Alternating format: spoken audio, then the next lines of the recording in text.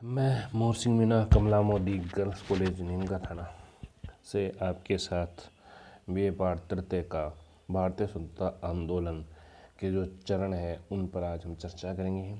भारतीय स्वतंत्रता आंदोलन का जो इतिहास है उसको हम मुख्य रूप से 3 चरणों में बांट सकते हैं।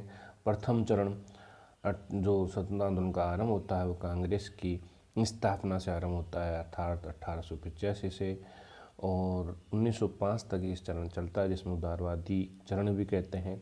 दूसरा चरण 1905 से 1920 तक है जिसे गर्म दलों का या उग्रवादी विचारधारा का चरण कहते हैं, और तीसरा 1920 से 1947 तक है जिसे गांधी युग कहते हैं। आज हम सबसे पहले प्रथम चरण की चर्चा करेंगे। उससे पहले उसकी पृष्ठभूमि का थोड़ा सा हम समझते हैं। भारत जो आज़ाद हुआ वो 15 अगस्त 1947 को आज़ाद हुआ। बहुत बड़े कठिन संघर्ष से गुजरा, ये कई चरणों से भारत गुजरा। इन चरणों में जो मुख्य जो भूमिका रही भारत में जो राष्ट्रीय आंदोलन किया, स्वतंत्रता संघर्ष की, ये जो राष्ट्रीय चेतना जागृत हुई, वो चेतना का मुख्य जो कारण था वो था भारतीय जनता पार्टी क्षेत्र भावना उदय और ब्रिटिश शासन के विरुद्ध प्रतिक्रिया और उसको उखाड़ फेंकने से भारत में अनेक तत्वों प्रत्यक्ष अप्रत्यक्ष जन्म हुआ जिन्होंने ब्रिटिश साम्राज्य को चुनौती दी। कांग्रेस की स्थापना से पहले भी कई छोटे छोटे संगठन थे, राजनीतिक संगठन थे, विचार थे जिन्होंने राष्ट्रीय आंदोलन की शुरुआत की, राजनीतिक प्रवेश के आरंभ किए। इन संगठनों में ये सभी संगठन 1836 के बाद आरंभ हुए और 1885 तक ये सारे संगठन ज़्यादातर कांग्रेस में समाहित हो गए, जिनमें मुख्य रूप से zamindar association 1838, Bengal association, Bengal presidency association, Madras Mahajan Sabha और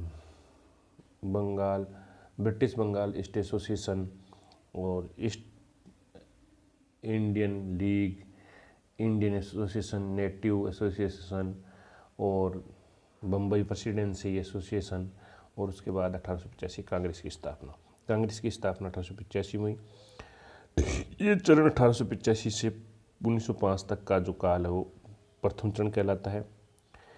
इस काल की मुख्य उपलब्धि ये है कि इस काल में राष्ट्रीय कांग्रेस की स्थापना हुई थी और जिसका उद्देश्य था कांग्रेस का कि मुख्य रूप से शिक्षित वर्ग बुद्धिजीवियों तक ये आंदोलन का नेतृत्व करना। दूसरा चरण जो 1905 से 19 उग्रवादी विचारधारा का था। तीसरा चरण गांधी जी का था। जो पहला चरण था उसकी मुख्य बात ये थी कि इस चरण में कई राजनीतिक संगठन ने मुख्य भूमिका निभाई, जिनमें सबसे बड़ी भूमिका कांग्रेस की है।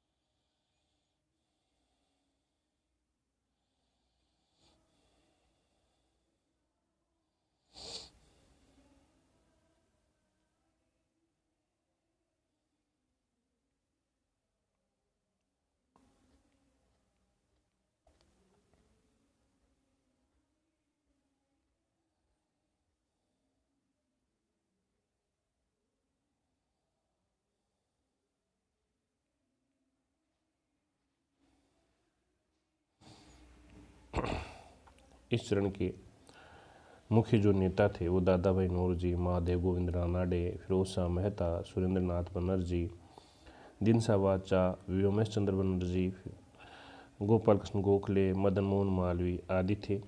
इन्होंने 20 वर्ष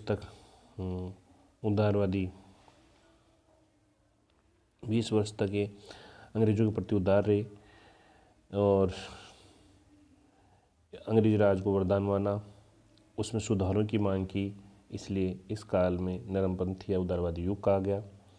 इस काल में जो इस आंदोलन नेतृत्व करने वाले लोग थे उनमें धर्म, जाति, के पक्षपात का भाव था, मानव समानता, कानून के समक्ष समानता, नागरिक स्वतंत्रता का प्रसार, प्रतिनिधि संस्थाओं के विकास आदि इनकी मुख्य मांगे थी।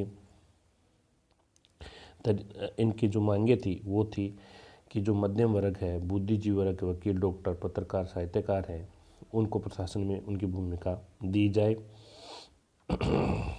ये अपनी मांगे प्रार्थना पत्र, प्रतिवेद, स्मरण पत्र, शिष्टमंडलों के माध्यम से रखते थे।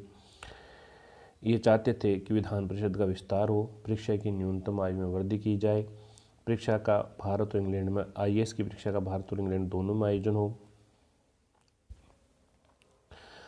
अधिक से अधिक भर्तियाँ निकाली जाए, वायसराय तथा गवर्नर की कार्यकारिणी में भारतीय को प्रतिनिधित्व दिया जाए। यानी एक बात कहें तो ये सभी हीन से हीन शब्दों में याचना के रूप में संवैधानिक ढंग से मांगे प्रस्तुत करते थे, जिसे लोकमान्य तिलक ने राजनीतिक भिक्षावृत्ति का नाम दिया है। तो ये काल था। इस काल में कांग्रेस का पहला अधिवेशन बम्बई में हुआ था 1885 में, जिसमें 72 व्यक्तियों ने भाग लिया था, जिसके अध्यक्ष WC बनर्जी थे। और इसमें मुख्य ध्यान कांग्रेस का राजनीतिक सामाजिक सुधार के रूप में कार्य किया गया। दूसरा इसका अधिवेशन 1886 में कलकत्ता में हुआ, जिसके अध्यक्ष दादा भाई नौरोजी थे। तीसरा मद्रास में हुआ, 1887 में बद्रुद्दीन तैयब जी अध्यक्ष बने। 1886 में इंडियन एसोसिएशन सुरेंद्रनाथ बनर्जी का कांग्रेस में विलय हुआ। 1887 में मद्रास नेटिव एसोसिएशन का विलय हुआ और 1888 में इलाहाबाद में हुआ इसका अधिवेशन। और इस समय इलाहाबाद में कांग्रेस की सदस्य बनने के लिए 25 पैसे शुल्क भी निर्धारित किया गया और जो सरकारी नौकर है उनको कांग्रेस के सदस्य बनने से रोका गया। ये कई नियम इसमें बने। इसका अगला जो महत्वपूर्ण अधिवेशन हुआ वो 1889 में हुआ, तब वेडरबर्न अध्यक्ष बने। 1893 में इसके जो अध्यक्ष दादा भाई नौरोजी दोबारा बने थे और इससे पहले 1892 में पंडित आनंद चार्लू पहले हिंदू अध्यक्ष बने थे और WC जो बनर्जी 1889 में बने थे वो पहले अंग्रेज अध्यक्ष थे। बद्रुद्दीन तैयब जी पहले मुस्लिम अध्यक्ष थे और अल्फ्रेड लोयल 1894 में दूसरे अंग्रेज इसके अध्यक्ष बने थे। 1895 में सुरेंद्रनाथ बनर्जी अध्यक्ष बने थे और 1896 में रहमतुल्ला सियानी अध्यक्ष बने थे, जिनके समय पहली बार वंदे मातरम गीत गाया गया था और उसको शामिल किया गया था।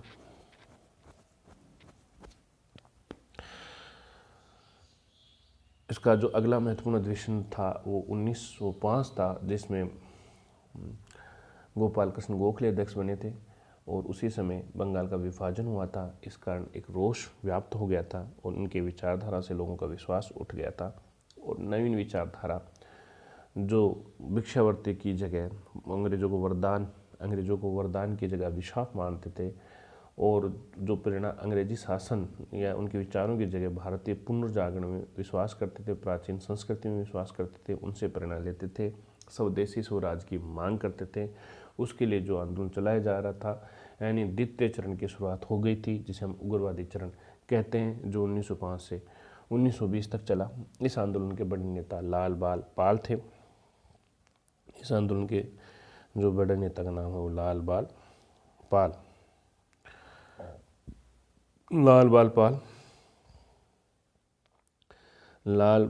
पाल ने इसको यानी लाला लाजपत राय, बाल गंगाधर तिलक, विपिन चंद्र पाल ये प्रमुख थे। इस काल में प्रमुख गरम दल, नरम दल, गदर पार्टी ये प्रमुख संगठन थे। Azad Hind Fauj, Bharatiya Rashtriya Congress, Indian home rule league, Muslim league, ये इस आंदोलन के मुख्य भाग थे। इस आंदोलन में उग्रवादी और क्रांतिकारी दोनों आंदोलन चले। दोनों ही का मात्र उद्देश्य ब्रिटिश राज से मुक्ति और पूर्ण स्वराज की प्राप्ति थी। एक तरफ उग्रवादी विचारधारा के लोग बहिष्कार आंदोलन का आधार बना रहे थे, तो दूसरी तरफ क्रांतिकारी विचारधारा के लोग बम और बंदूकों के उपयोग से स्वतंत्रता प्राप्त करना चाहते थे। जहाँ एक और उग्रवादी शांतिपूर्ण सक्रिय राजनीतिक आंदोलन में विश्वास करते थे, वहीं क्रांतिकारी अंग्रेजों को भारत से भगाने में शक्ति व हिंसा के उपयोग में विश्वास करते थे। भारत में उग्र राष्ट्रवाद के उदय में जो महत्वपूर्ण भूमिका निभाई थी वो तिलक, लाला लाजपत राय, विपिन चंद्र पाल ने निभाई थी। तिलक मानते थे कि अच्छी विदेशी सरकार की अपेक्षा हीन स्वदेशी सरकार श्रेष्ठ है। तिलक ने गणपति उत्सव, शिवाजी उत्सव शुरू करवा कर भारतीय राष्ट्रीय चेतना का प्रसार में किया। जो उग्रवादी विचारधारा है इसके उदय का मुख्य कारण था कि ब्रिटिश सरकार द्वारा जो लगातार कांग्रेस की मांगों के प्रति अपनाई जाने वाली जो उपेक्षापूर्ण नीति थी ने कांग्रेस के युवा नेताओं जैसे बाल गंगाधर तिलक, लाला लाजपत राय, विपिन चंद्र पाल को आंदोलित कर दिया। अंग्रेजों ने जो कांग्रेस की नीति अपनाई, इन युवा नेताओं ने उदारवादी नेताओं की राजनीतिक भिक्षावृत्ति में विश्वास नहीं जताया। उन्होंने सरकार से अपनी मांगें बढ़वाने के लिए कठोर कदम उठाने की आवश्यकता पर बल दिया। दूसरा कारण था हिंदू धर्म के पुनरुत्थान ने उग्रवाद के उदय में महत्वपूर्ण भूमिका दी। कांग्रेस के उदारवादी नेताओं ने पश्चिमी सभ्यता और संस्कृति में पूर्ण निष्ठा जताई, परंतु दूसरी ओर उग्रवादी विचारधारा के लोगों ने स्वामी विवेकानंद, दयानंद सरस्वती, अरविंद घोष, तिलक, लाला लाजपत राय जैसे लोग थे जिन्होंने अपनी सभ्यता और संस्कृति को पाश्चात्य संस्कृति से श्रेष्ठ प्रमाणित किया। अरविंद घोष ने कहा कि स्वतंत्रता हमारे जीवन का उद्देश्य है और हिंदू धर्म में ही हमारे इस उद्देश्य की पूर्ति करेगा।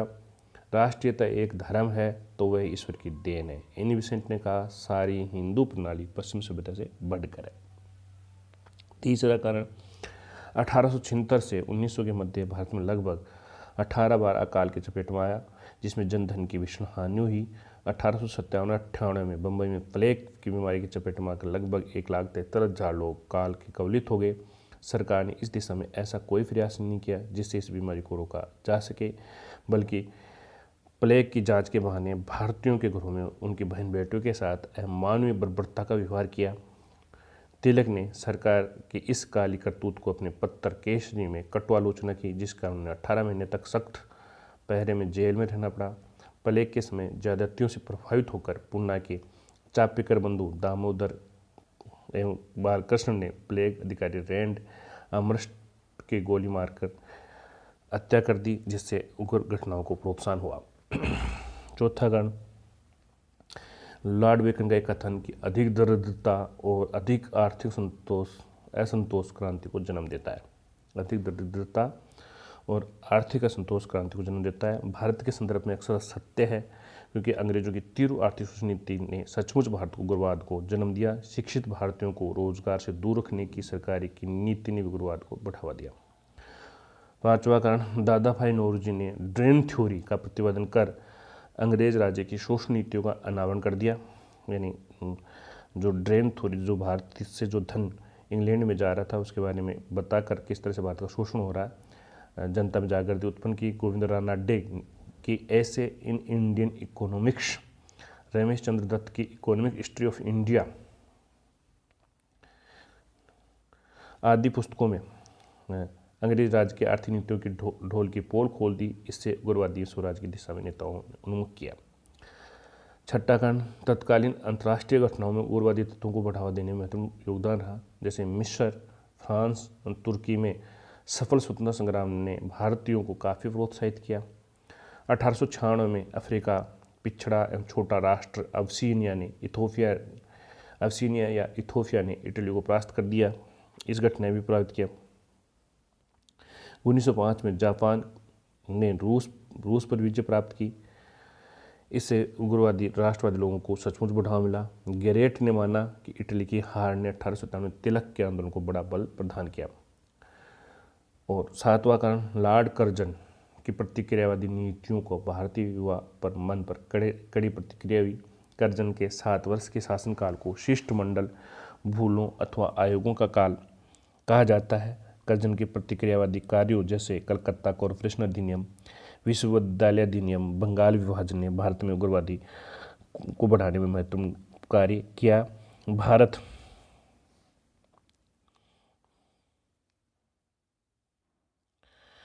भारत में उग्र राष्ट्रवाद के उद्यम में महत्वपूर्ण भूमिका का निर्वाह बाल गंगाधर तिलक, लाला लाजपत राय, विपिन चंद्र पाल ने किया। इन नेताओं के योग्य नेतृत्व ने यह आंदोलन फला फूला।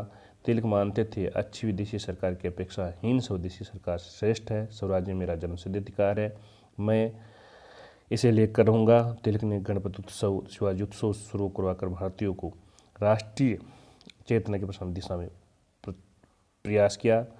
लाला लाजपत राय का कथन, लाला लाजपत राय कहते थे अंग्रेज भिखारी से अधिक घृणा करते हैं। मैं सोचता हूँ कि भिखारी घृणा के पात्र हैं भी, अतः हमारा कर्तव्य है हम ये सिद्ध कर दें कि हम भिखारी नहीं हैं। विपिन चंद्र पाल बंगाल के युवाओं को नेतृत्व किया। उन्हें बंगाल में तिलक का सेनापति माना जाता है।